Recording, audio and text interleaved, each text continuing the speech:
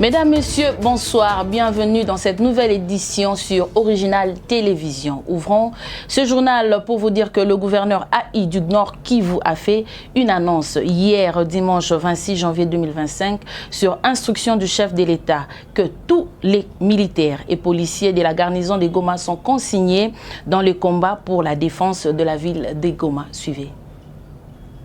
Sur instruction du président de la République, chef de l'État et commandant suprême des forces armées et de la police nationale congolaise, tous les militaires, policiers, volontaires pour la défense de la patrie et autres agents des services de l'ordre et de sécurité de la garnison de Goma sont consignés et engagés armes à la main dans le combat pour la défense de la ville et donc du pays en entier. Et cela, chacun sous le commandement de sa hiérarchie. Il y va de l'honneur et de la souveraineté de notre pays. C'est pour cela que j'appelle donc tous les concernés à demeurer vigilants, combatifs, et déterminé à défendre la patrie en général et la ville de Goma en particulier, afin de repousser avec énergie l'agresseur rwandais jusqu'au sacrifice suprême. La patrie ou la mort, fête à Goma le 26 janvier 2025. Un briefing presse a été présidé par le ministre de la Communication et Médias sur la situation inquiétante au Nord Kivu. Y ont pris part le ministre de Commerce extérieur, Julien Paluku, et le porte-parole de l'armée, le général Sylvain Ekenge. C'était le samedi 25 janvier 2025.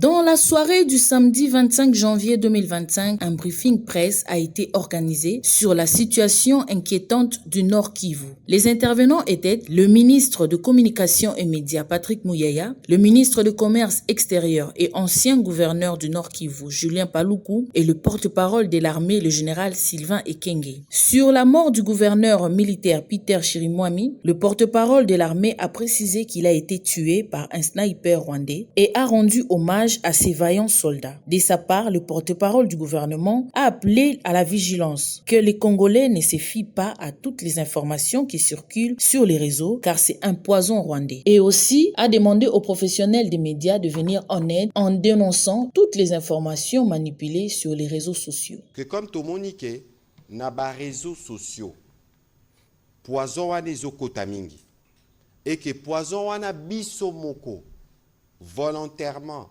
ou involontairement, tozo leki sa poison wana. Biso ba kondi to sala nini. Yango tozo interpeller bino ba pandi sango. Po bino nde bopesaka bao baza na ndaku ba sango ya mboka. Boye bisape bango. Basalela ba réseaux sociaux na bango pe na lolenge yako batela ekolo. Parce que ceux qui basaleli yango malamu te, que babateli eloko te parce que namoni ba vidéo ebele mikolo yo. Ce qui peut to lobby to banda kolandela batu sima ko kanga bango bakoloba to komina répression eza répression te eza pe dictature te parce que toza na cadre ya bitumba na cadre ya bitumba na bamboka nyonso na mokili bazwaka ba disposition. Vous parlez de certaines personnes qui considèrent le général Chirimwami comme traître. Le ministre le porte-parole du gouvernement vient de vous parler du venin rwandais. Je vous ai dit que le général Chirimwami a échappé à la mort 24 fois. Et il est mort la 25e fois. Et parmi les 24 fois, je sais, les Rwandais ont cherché à l'éliminer depuis toujours. Il est comme les deux ministres qui sont ici, comme moi, peut-être aussi comme vous, comme certains journalistes ici, l'ennemi juré des Rwandais. Et ce sont ces Rwandais qui véhiculent ce venin-là dans l'opinion congolaise. Et le premier tweet est venu du numéro 1 des renseignements militaires rwandais. je ne sais pas si vous l'avez vu, qui a déclaré que le commandant en chef d'FDLR est mort.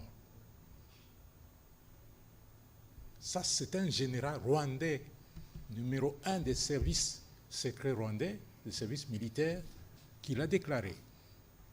Alors, comment voulez-vous prêter cette intention aux Congolais? Je ne pense pas que ça vient des Congolais, ça vient des Rwandais, et ils ont l'art des informations, l'art de l'intoxication, ils ont l'art de la manipulation. Le gouvernement congolais a ordonné la fermeture de l'ambassade du Rwanda se trouvant ici à Kinshasa, capitale de la République démocratique du Congo. Suivez. Le ministère des Affaires étrangères de la République démocratique du Congo a annoncé ce samedi 25 janvier une mesure sans précédent. Les rappels immédiats de ses diplomates en poste à Kigali, accompagnés de la fermeture de l'ambassade du Rwanda à Kinshasa. Cette décision intervient dans un contexte de tensions croissantes entre les deux voisins. Dans une note officielle transmise à l'ambassade du Rwanda, les autorités congolaises ont exigé l'arrêt de toutes les activités diplomatiques et consulaires de l'ambassade de la République du Rwanda à Kinshasa dans un délai de 48 heures. Le gouvernement congolais a toutefois souligné son engagement à respecter les procédures diplomatiques pour assurer une transition ordonnée. Jusqu'à présent, Kigali n'a émis aucun commentaire officiel concernant cette mesure de suspension qui constitue un nouveau jalon dans l'escalade diplomatique entre les deux États. Changeons de chapitre. Après la messe de Requiem de Thérèse Kapangala, le sursaut national projette des activités à l'intérieur du pays pour sensibiliser la population contre le changement de la Constitution et le troisième mandat du président Félix Tshisekedi.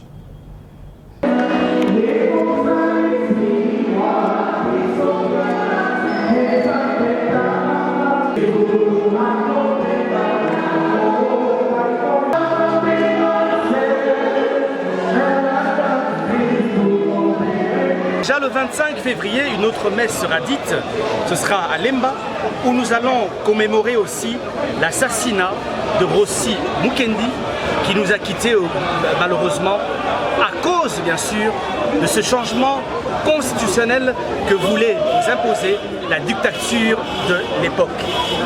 Il y a énormément d'activités qui seront organisées au niveau de Kinshasa. Des meetings sont prévus dans le Moamba, à Lukunga, mais aussi à la Funa. Et prochainement, nous serons aussi à l'intérieur du pays, dans les provinces telles que le Congo central, au Grand Bandundu, dans le Grand Équateur, mais aussi dans le Grand Kivu, dans le Grand Kasaï, dans le Grand Katanga, pour dire bien sûr au peuple congolais de protéger cette constitution. Le sursaut national ira aussi animer des conférences de presse à l'extérieur du pays pour rencontrer la diaspora congolaise, qu'elle comprenne l'importance de ce texte sacré qui est la constitution congolaise. En sport, le président de la Fédération congolaise de lutte associée, l'honorable Eric Kinzambi, a été réélu ce jeudi 23 janvier 2025 à Kinshasa. Reportage signé Sam Bamouta. La présidence est élue, M. Kinzambi Ngoul. Sans surprise et sans aucun doute, Eric Kinzambi Ngoul est élu président de la FECOLUTA, Fédération congolaise des luttes et associées, par ses pairs au cours des élections tenues ce jeudi 23 janvier 2025, ici au restaurant Orchidée à Limete. Et tout de suite, l'homme est congratulé et par ses sociétaires. Kinzambi, oui. Dans une situation considérée confuse par certains, les comités olympiques congolais ne se réfèrent qu'à la Fédération internationale, propriétaire de la discipline. Ce sont des personnes attitrées, les deux correspondants officiels reconnus par la Fédération internationale.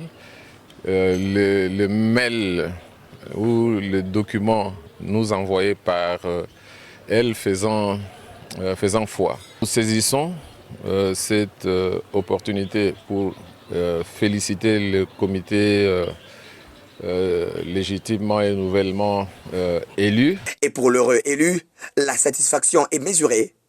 Mais le patron de la FECOLUTA rend tout d'abord hommage à tous les délégués pour la confiance renouvelée en sa personne. Mungu vous remercions encore pour tout ce que vous avez fait. Pour ceux qui se sont déplacés, merci. Vous avez risqué, il y a des qui sont venus par eau, par route, par avion. Vous avez risqué pour venir mettre en place votre bureau. Vous ne serez pas déçus. Vous voyez que là, on a sanctionné certains membres qui ne se comportaient pas bien. Eric Nzambi et ses pairs bénéficiera donc d'un mandat plein de 4 ans. Et cela est déjà pris comme un vrai défi. Nous ne sommes que des instruments. Pour que cette discipline se pratique et se développe, il faut l'appui de tout le monde. Candidat unique à sa propre succession, le président Eric Nzambi a recueilli 17 voix sur les 17 votants. Et dans la foulée, les bureaux affichent complet, le poste de premier vice-président est revenu à Crispin Chimanga. Unga Francisco et Mangangu Junior sont élus respectivement au poste du 2e et 3e vice-président avec 17 voix chacun. Et au secrétariat général, l'Assemblée a jeté son dévolu sur Pichu Bakambo qui a bénéficié des 17 voix sur 17 votants. La trésorerie générale sera assurée par Maître Kazigila qui aura comme adjointe Madame Abissa Nzambou. Le bureau aura pour membre M. Bola André qui lui a recueilli 15 voix sur 17 votants. Après les élections, place à présent au travail. C'est la fin de cette édition. Merci pour votre fidélité. Nous nous reverrons prochainement.